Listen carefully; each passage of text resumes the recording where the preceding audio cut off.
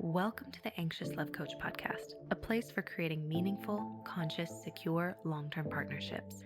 My name is Natalie Kennedy, and I'm your host. I'm a relationship anxiety coach and meditation teacher. If you haven't yet, be sure to join my communities over on Instagram, TikTok, and YouTube at Anxious Love Coach. You can also request a 30-minute relationship anxiety assessment with me, depending on availability, or ask me a question over on my website at www.anxiouslovecoach.com. Hello, welcome back to the podcast. Today's episode is a little bit off the cuff in the sense that I was feeling depressed and uninspired while my friend Cherry was over playing with my baby and having a cup of tea. I don't know what's up with the weather or the planets or my hormones postpartum, whatever, it doesn't matter. But we had the idea to have some fun and record an episode after a conversation that was really humbling for me, and I thought I would bring her on. She's very wise. So this episode is on the importance of sisterhood and keeping you humble in your relationship or marriage. So I'll skip right to it. Hope you get a lot out of it and enjoy. Hi, Cherry. Hello. Thanks for jumping on my podcast. I didn't expect this. It's nice to have you. Yeah, I feel like December brings sadness sometimes, and so I'm in the frump of holiday season. I'm okay. I'm sad. That's very direct, yes. Ditto. I'm also depressed. I was feeling so down before recording this that I almost called it off. But I was like, do you want to take a walk or record? And you were like, record. Yeah, you wanted an out. Yeah, I did want an out. But we're here and we're recording. Mm-hmm. And there was an initial impulse that I did feel inspired about. And I'm hopeful that we'll get something creative and nourishing out of this for both of us, and maybe for those who decide to listen to me talk to my dear friend, one of my closest friends, Cherry. The inspiration for this, for those of you listening, was the other day, Cherry and I were taking a walk, and Preston and I had actually had a really gnarly kerfuffle. Our kerfuffles are not screaming or anything like that, but they can be tense. And I came into my conversation with Cherry kind of wanting perspective, but also kind of wanting validation. Mm-hmm. And thank God for Cherry, because she read the room and was like, do you want me to hear you? It's a good question to ask. Do you just want me to hear you, or do you want the truth? And I was like, oh, I want the truth. And then she set me straight in a matter of 6.5 minutes, I think. And in that moment, and I think I put up a little fight. With you. I'm like, shut up and listen. And I'm so grateful for that, because at some point you brought an irrefutable argument to the table, and I was just like, oh. And that is what girlfriends are for. And so I thought in this episode, I mean, I don't mind airing my dirty laundry on the internet at this point. Apparently that's what's required if you want to get any traction. Yes. You can't just share like regular tea. You have to share really strong tea now if you want to go viral for anything. So I don't mind sharing, but I guess the purpose of this episode is to emphasize how important in your relationship, and especially if you have a tendency to overthink and get anxious, it's really nice to have girlfriends that you can be honest with about what you're going through, and know that they're not just going to be like, ooh, wow. Yeah, I don't take it as tea. Yeah. It's just support that you need. Yeah, and I remember when I was really struggling, like maybe 8 years ago, I had some friends who are not really friends now. And I shouldn't judge, because I've actually been this friend, but I had friends when I would come to them about my feelings in my relationship. They hadn't been through anything even remotely difficult, and so they would just be speaking from their honeymoon phase, and they would say, oh wow, I've never been through that. Maybe if you're feeling this way, you're just with the wrong partner. He's not the one. He's not the one. I never went through that. But with Cherry, she brings her shit, and then I bring my shit, and then we're like, wow, we really suck at this. Thank God we have each other. I know, right? I need some perspective sometimes too. So this is good. I can't judge, because I've been that friend. I remember when Preston and I met, I had a girlfriend and she had been with her boyfriend for 7 years at that point. And we met in college.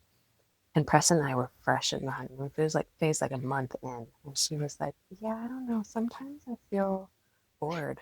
Were And you like, sucks for you? I was like, bored? I never feel bored. Yeah. We've only been dating for a month. Yeah. You deserve better. Yeah. And then one day she stopped talking to me. I have no idea why. Oh, well, now you do. Now they're married and have been together for like 20 years. Yeah. How boring. So, how boring of them. Kidding. No, seriously. How boring of them. Yeah. So, yeah, that is that. What do you think about that topic?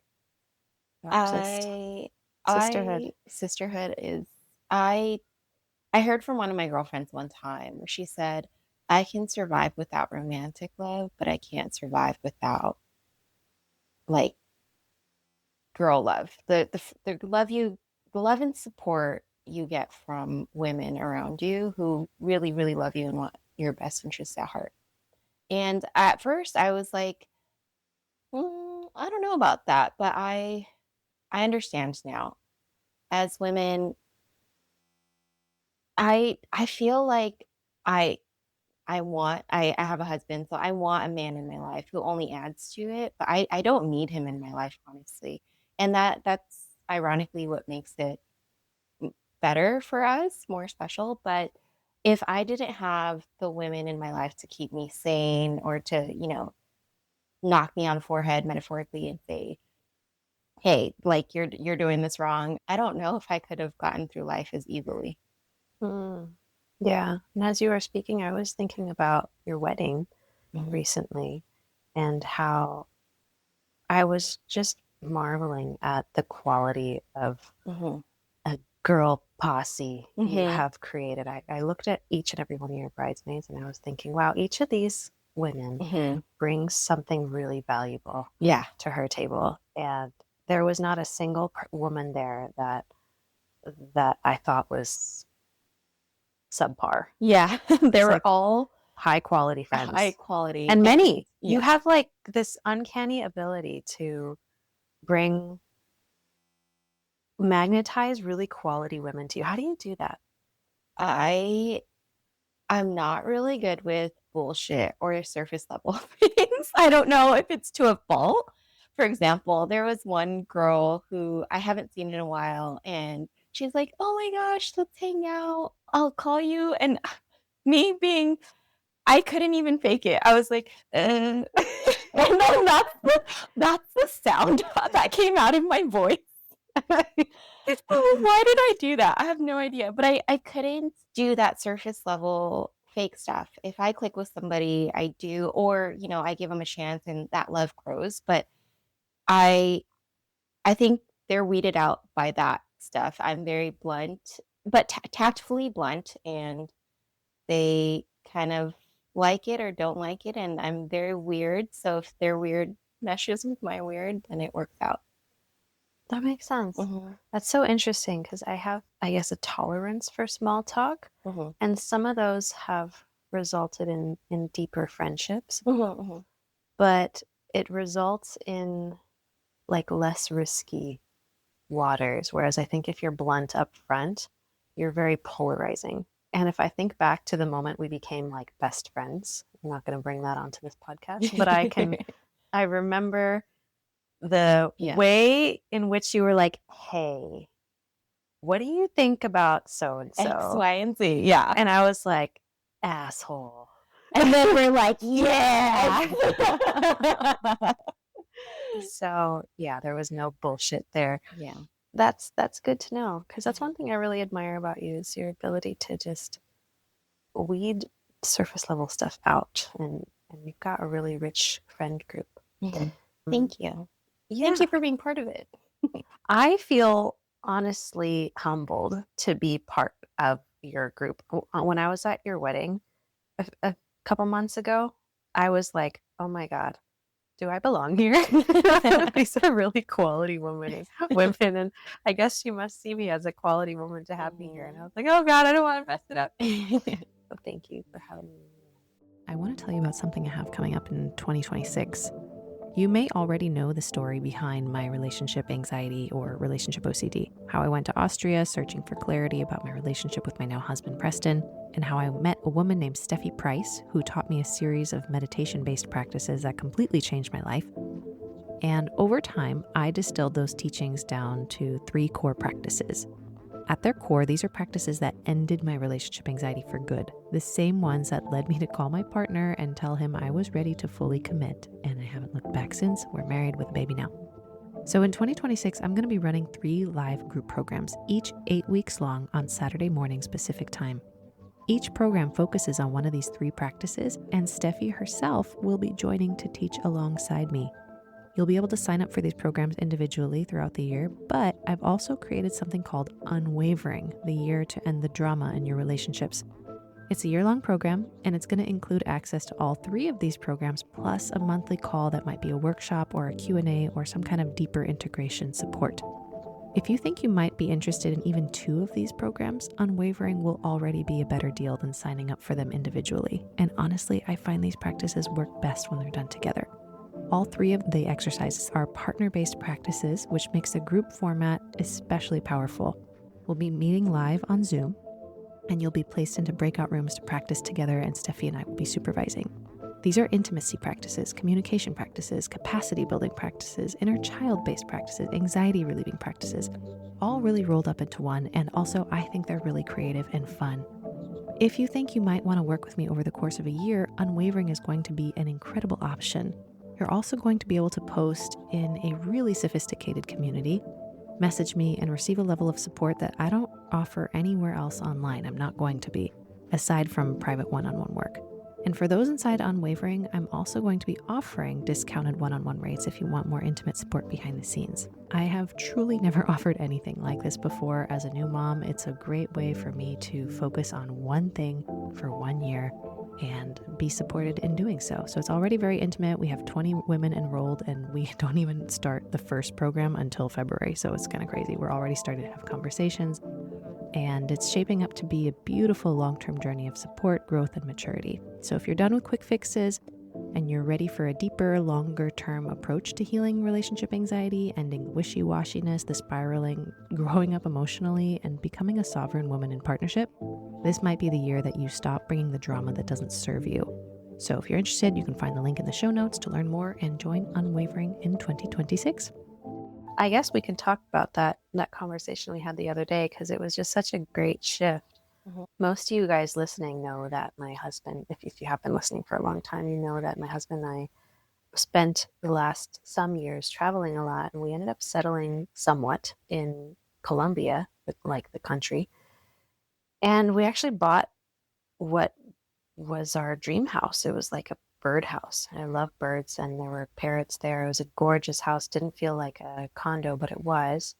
And then, so we bought it with the intent to kind of live there part time and in California part time. And then we got pregnant, and then we came back to California, had the baby, and then we went back to Colombia with the 4-month-old baby and started to remodel said house. And it was extremely stressful. And and we had no help. We didn't have family. But what did you tell me when I asked you, are you sure? Because you'll be by yourself. And you told me, I got it. We'll just hire somebody.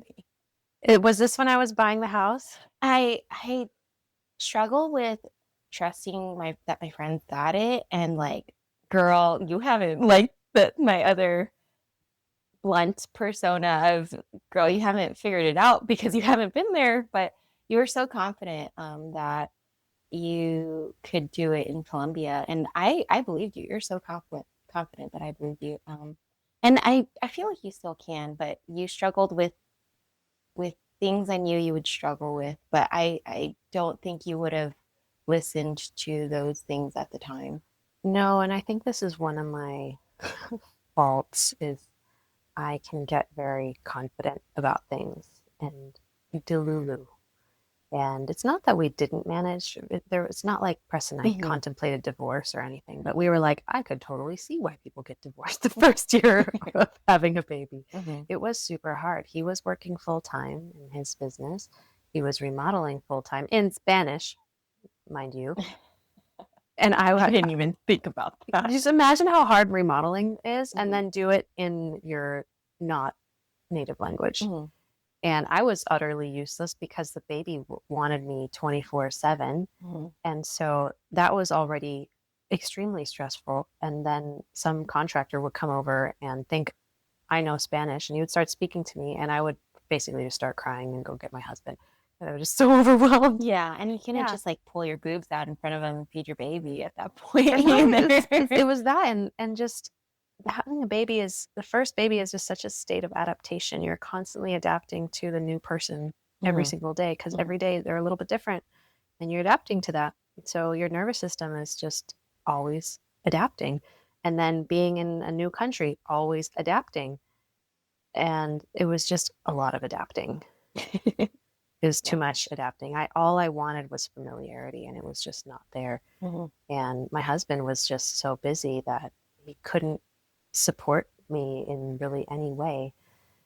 And it's not his fault, but it was just the circumstance that we chose. And I remember landing in Colombia with the baby and having a full blown panic attack pretty much as soon as we landed. I was like, where is my village? Mhm.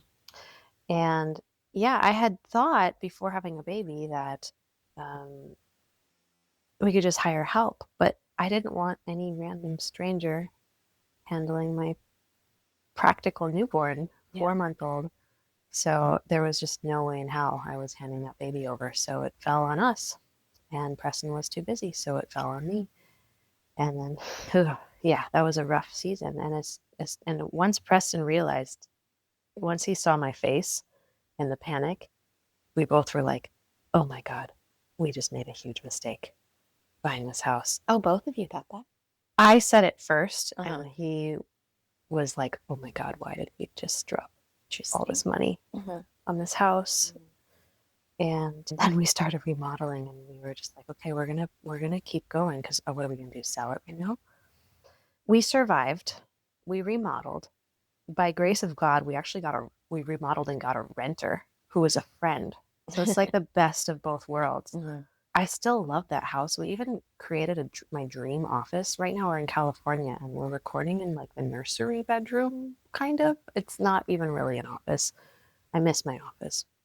But I also have help here. We're living at my in law's house. Mhm. So, anyway, the other day, something came up with Preston's visa, the Colombia visa passport situation, and it was going to take him several hours that he did not have to resolve it.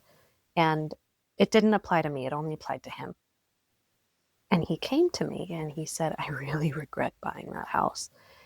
And I had justified the decision in my head that we had made, and I kind of made peace with it.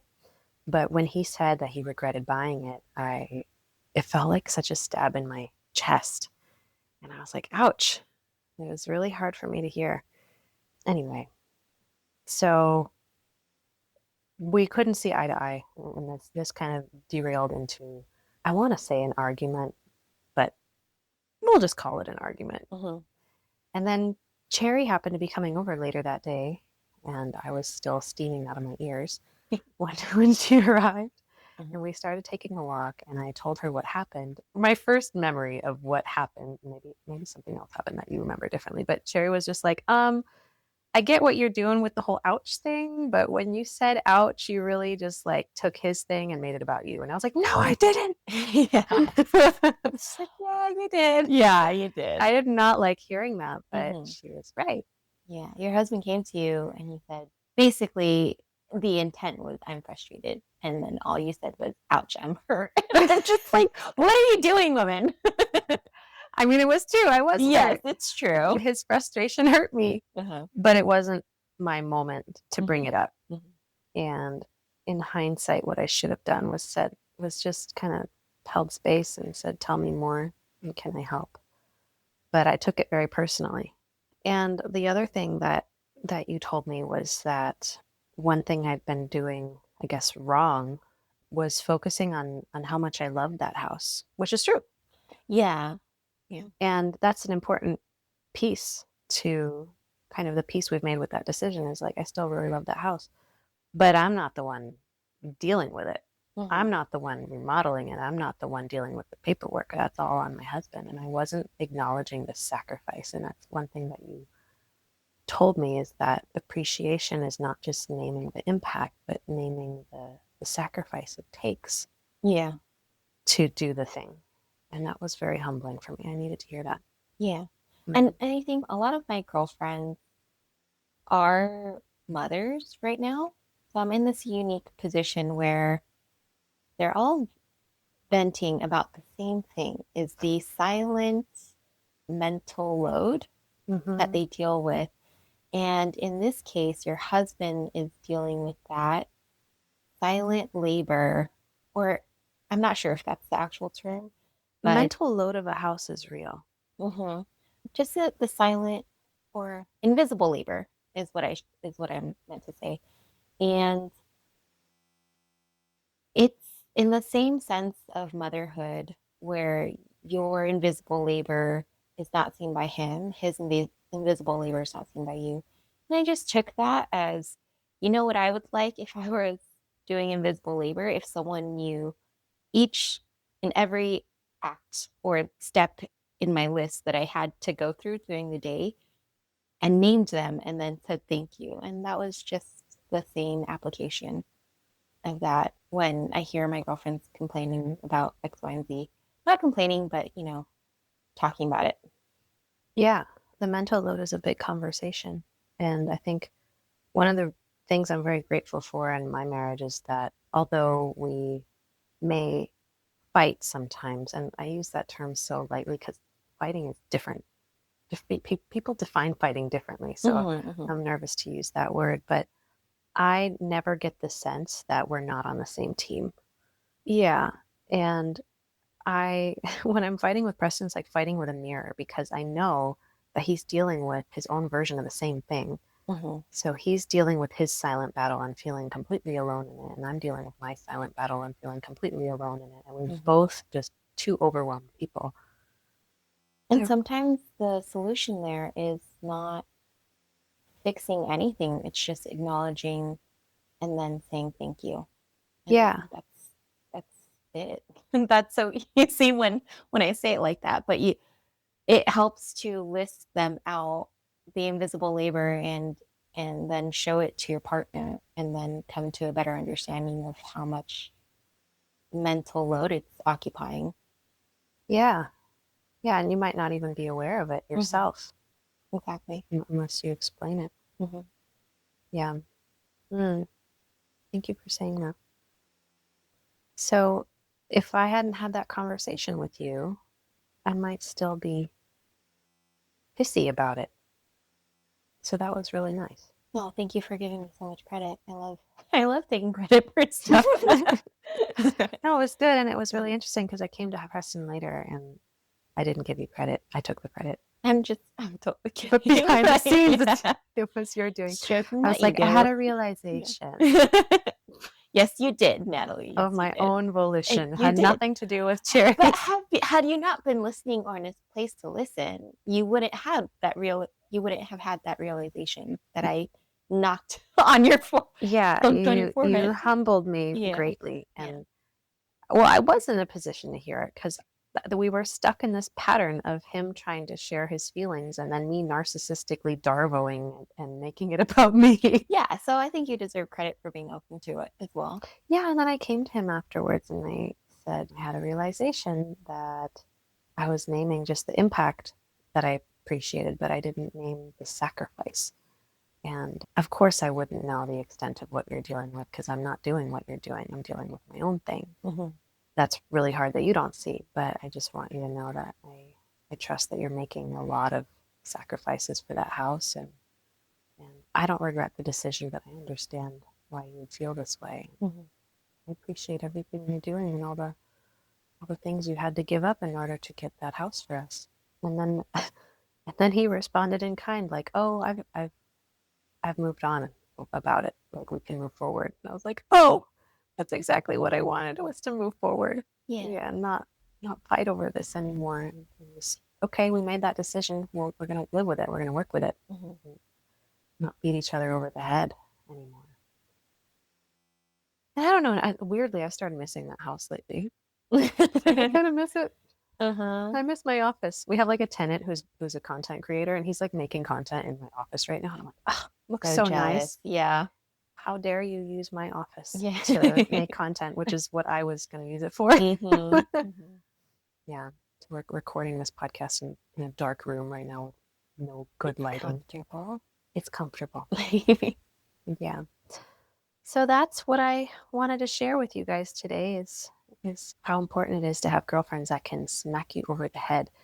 I guess one of the questions that comes to mind, and I have my own thoughts about it, but I'll ask you first, is how do you how do you get friends that are going to have advice that you can typically trust? Mm. Because, like I said, there are some people out there that might lead you astray. Ooh, I don't think you're gonna like the answer because part of the answer is okay, so when I was younger, I used to go to people who I know what their answer is gonna be, and that then I would ask them. In the same sense, in a healthy girlfriend relationship, I'm not sure if people can distinguish on their own if they haven't lived through it, but I know who has, out of all my girlfriends, there's strengths that they all have. And depending on what I need or what I'm lacking, I will go to that girlfriend and ask them and almost do the opposite of that. I will go to someone whose opinion I know is differing from mine, and maybe another girlfriend whose opinion would vary slightly, just if I don't trust myself and that I'm not interpreting their words wrongly or that I'm not being biased in who I'm asking. And in that sense, all my girlfriends have my well being in mind. And I love that. And I do the same for them. And so I'll get differing opinions just because I am in STEM. So you need all of the data, not just the biased ones that you need, and confirm that way. That being said, with you, I know that you put on glasses for me, is how I like to think of it. Like, here, Cherry, try these glasses and see if you can see the world differently or this perspective differently. And I love that about you. And so with things that I'm struggling with, I'll go with you. I'll go to you for those things. And maybe on the opposite end, I'll go to my stubborn girlfriend and see what she says. And she's always on my side. And I'm like, okay, well, it took these two data points and, and then just figure it out that way. I like that. Mm-hmm. Yeah, and one thing I like is that my perception is that you know my husband personally and you can see his good nature. Mm-hmm. And as a result, I know that you're not just going to blindly side with me. It's like you're going to side with the marriage, like what's best for the marriage. Mm-hmm. Because you know that I'm dating, that I am married to a good man. And so you're not just going to blindly side with me. You're going to, Yeah. yeah. I don't know that I have friends that will like always side with me too, Mm-hmm. but it's not always helpful. No.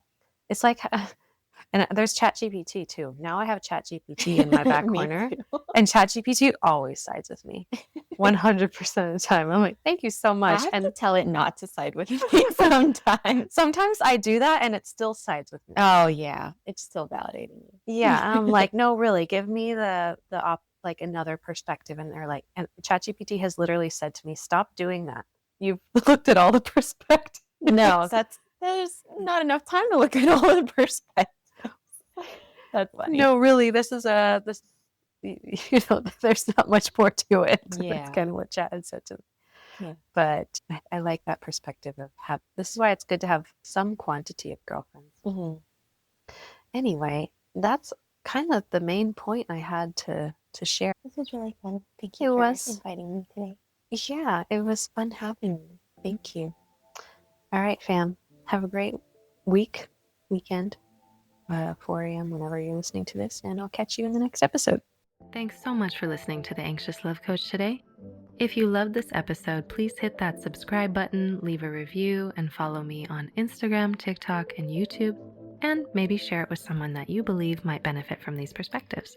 If you would like to work with me, head on over to my website at anxiouslovecoach.com to explore different tiers of coaching options and online programs. Thanks again for listening, and catch you in the next episode. Have a blessed day.